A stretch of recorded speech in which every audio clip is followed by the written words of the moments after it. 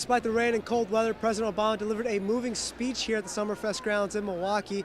Thousands of supporters came to see the president speak on a matter of topics from foreign policy, the economy, and even a message for college students. I want to make sure that we've got the best education system on earth. At around 1 o'clock this afternoon, witnesses say they heard gunfire here at the intersection of 39th and Garfield. The house behind me actually fell victim to some of that gunfire. No one inside was injured. For those that live here, it is yet another violent occurrence in an already troubled neighborhood. I just heard like fireworks, first sound like fireworks. Police reported multiple people shot and at least 3 transported to the hospital with injuries, but are not releasing any other information. Reporting from the north side, Victor Jacobo, CBS 58 News. This is an extraordinary case of 2 city officials going at each other, so heated at times, neither wanted to back down. One alderman official originally called the press conference, the other showing up, so our viewers could hear both sides of the story. The council approved the streetcar advancement with a vote of 10-5, the emphasis being on if Milwaukee doesn't use this money, other cities will get it. Donovan, however, believes that the mayor's influence might be able to change that. Reporting outside of City Hall, Victor Jacobo, CBS 58. From major job loss in Janesville to heated political divisiveness in Madison, the state of Wisconsin has been a microcosm of U.S. politics over the past 4 years. Caught in the crossfire in this battleground state are Marquette University students with a significant choice to make on November 6th. There are a lot of people who are dissatisfied with the president. That means voters from both sides could be equally energized by what's been happening in Wisconsin, which has a well-deserved reputation of being a swing state. In August, Governor Romney announced he was choosing one of the Badger State's rising political stars, a move notoriously used in battleground states. The Milwaukee Film Festival hosts world-class cinema for 2 weeks around the city. This year, the festival has a special connection with one of Marquette's own. I sat down with the Deidre College of Communications' Danielle Beverly, who shared her experience and involvement with the documentary As Goes Janesville, which premieres right here at the festival. As Goes Janesville is a documentary, it's an observational documentary that looks at the town of Janesville, Wisconsin, completely pretty much defined by this General Motors plant. Most of the town was employed by it. All of the sort of services in the town were also supporting the workers of that town. And so when that General Motors plant closed, it meant that many people were going to be out of work. Now this happens at, I think we started filming maybe 2008. That's right when the whole collapse of, the banks happened. I mean, it was the economic crisis it was that moment. And with that moment came a series of events that would create a compelling story. Beverly describes how different pieces came together in the documentary and how director Brad Lichtenstein faced the challenge of portraying a balanced account of the town. So they're looking at people, politics, and business. I think Brad, the director, walked that line very well. He really did look at both sides, try to get both he got the full picture, I think.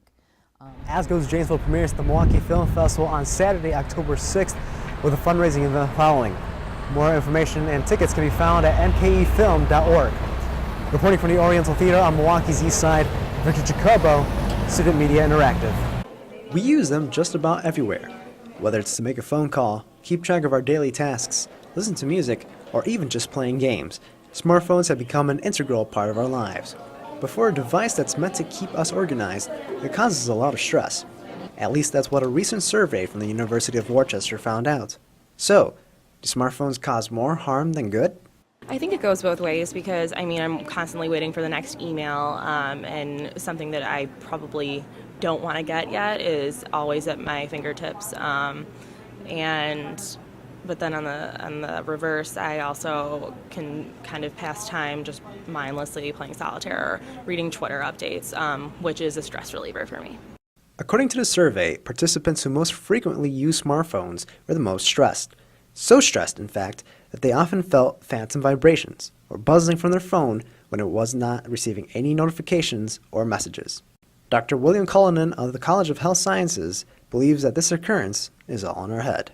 But having experienced it myself, I tend to believe that it's a phenomenon. Whether it's obviously not real, and it's thus possible that the brain is, creating this scenario in anticipation of, whether it is a stressful text or an unpleasant phone call. But while the phantom vibrations aren't real, the stress is. I usually feel more distracted by my phone than it keeps me on task.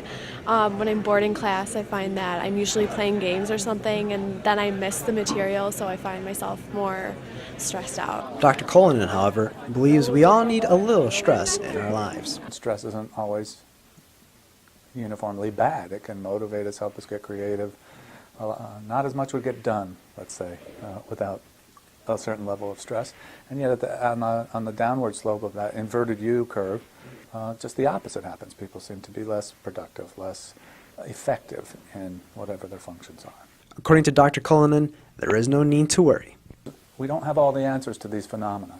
I don't think it's necessarily the indication that it's time to push the panic button, that is, that people are saturated with chronic stress in their lives, particularly college students. But it's just practical, good advice to find ways to diffuse that. While a simpler phone can leave us with less stress, most students believe that the stress that comes from a smartphone is a small price to pay for a device with so many benefits. I guess I would rather experience both the benefits and the stressful elements of my phone than have like a flip phone. Reporting from the campus of Marquette University, Victor Jacobo, MUTV News. With November looming closer, President Obama made it clear that the battleground state of Wisconsin would be won by grassroots efforts. If you get out there and work these last 45 days, if you're willing to make some phone calls for me and knock on some doors for me and vote for me, we'll win Milwaukee. We'll win Wisconsin.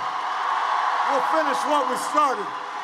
And we'll remind the world why the United States of America is the greatest nation on earth.